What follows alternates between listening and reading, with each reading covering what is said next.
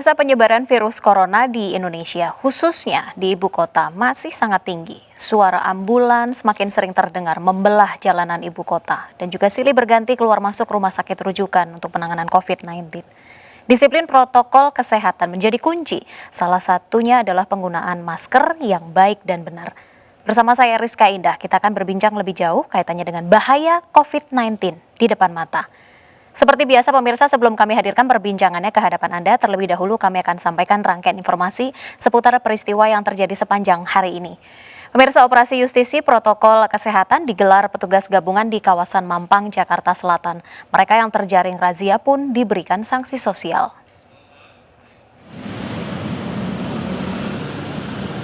Warga dan pengendara yang tidak menggunakan masker digiring ke posko. Setelah diberikan masker gratis, pelanggar protokol kesehatan ini diberikan sanksi sosial untuk menyapu jalanan dan juga diberikan denda.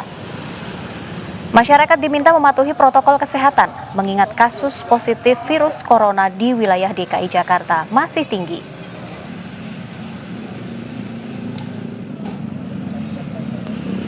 Sementara itu pemirsa, Polres Jakarta Utara menggelar operasi justisi yang digelar di Danau Sunter, Jakarta Utara. Fokus operasi justisi kepada masyarakat yang tidak menggunakan masker dan berkendaraan lebih dari 2 orang. Para pelanggar dikumpulkan oleh aparat Polres Jakarta Utara ke posko operasi justisi.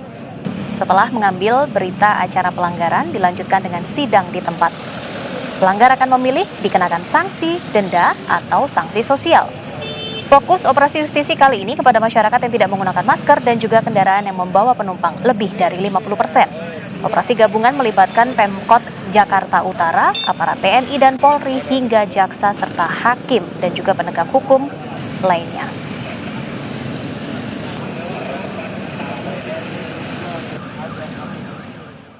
Pemirsa, petugas masih menemukan pelanggaran di sejumlah pusat perbelanjaan dan juga perkantoran di masa PSBB ketat DKI Jakarta. Sidak terus dilakukan untuk memastikan jumlah karyawan yang masuk tidak lebih dari 25% dari kapasitas ruangan.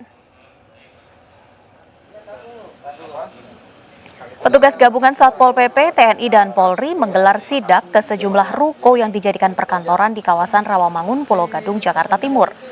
Sidak dilakukan untuk memastikan perusahaan memenuhi aturan PSBB ketat saat ini, yaitu jumlah karyawan masuk tidak lebih dari 25%. Dalam sidak, petugas juga meminta agar perusahaan mengatur sistem agar para karyawan tetap bisa menjaga jarak dan menggunakan masker serta mencuci tangan. Tak hanya perkantoran, petugas juga melakukan sidak ke sejumlah pusat perbelanjaan, diantaranya adalah toko retail dan restoran. Dalam aturan pengetatan PSBB saat ini, seluruh restoran boleh untuk buka, namun tidak diperbolehkan melayani makan di tempat. Sidak penerapan aturan PSBB ketat akan terus digelar untuk memastikan PSBB Jilid 2 saat ini bisa berdampak positif bagi upaya penyebaran COVID-19. Sanksi denda sesuai Pergub yang berlaku siap diterapkan terhadap para pelanggar.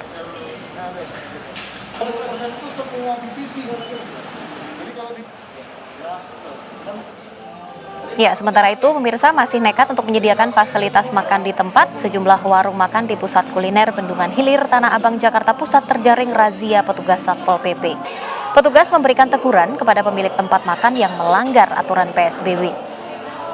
Petugas Satpol PP DKI Jakarta mendatangi sejumlah restoran dan warung makan di pusat kuliner Bendungan Hilir, Tanah Abang, Jakarta Pusat pada Selasa malam kemarin. Pemberlakuan PSBB ketat DKI Jakarta ternyata tidak diikuti oleh pemilik tempat makan. Hampir semua tempat makan di lokasi ini masih menyediakan layanan makan di tempat. Petugas pun memberikan teguran lisan kepada pemilik tempat makan untuk mengemasi kursi dan juga meja.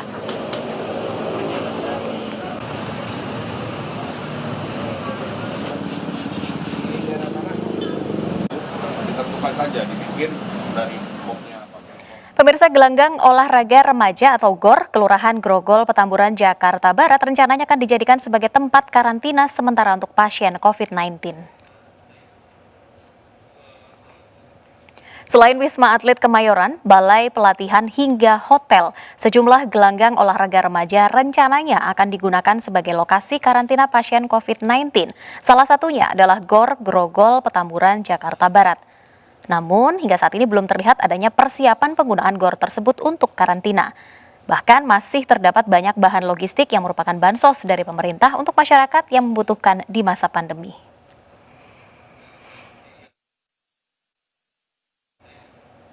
Sejak dioperasikannya Tower 4 dan 5, jumlah pasien positif COVID-19 yang menjalani perawatan maupun isolasi di Rumah Sakit Darurat Wisma Atlet Kemayoran kian bertambah.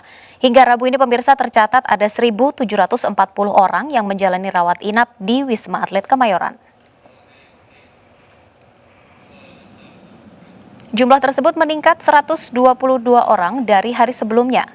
Peningkatan jumlah pasien yang dirawat maupun isolasi di Wisma Atlet Kemayoran ini memang terjadi lantaran adanya rujukan dari beberapa puskesmas dan juga rumah sakit di Jakarta. Saat ini Wisma Atlet mengoperasikan 4 tower untuk menangani pasien COVID-19. Tower 4 dan 5 yang baru beroperasi dikhususkan untuk menampung pasien positif COVID-19 tanpa gejala.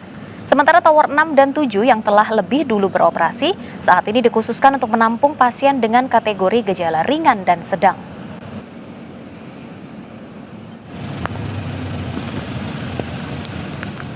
Ya, penyebaran virus corona di Indonesia khususnya di ibu kota masih tinggi. Suara ambulans pun makin terdengar membelah jalanan ibu kota.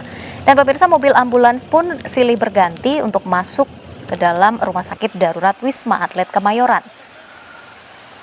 Video warga yang menunjukkan bahwa mobil ambulans ini tampak antri di pintu masuk Wisma Atlet Kemayoran, Jakarta Pusat. Menurut warga sekitar Wisma Atlet, setiap hari selalu mendengar suara sirene ambulans sejak pagi hingga malam hari. Hingga Selasa sore, 27 pasien positif COVID-19 dari Kecamatan Tanjung Priuk dibawa ke Wisma Atlet. Warga Tanjung Priuk yang positif COVID ini dibawa dengan menggunakan bus sekolah dan juga melalui pengawalan dari mobil dishub. Warga dijemput petugas dengan titik kumpul di Puskesmas Kelurahan Papanggo, dan sebelumnya 60 orang telah dibawa ke Wisma Atlet dari 7 kelurahan di Jakarta.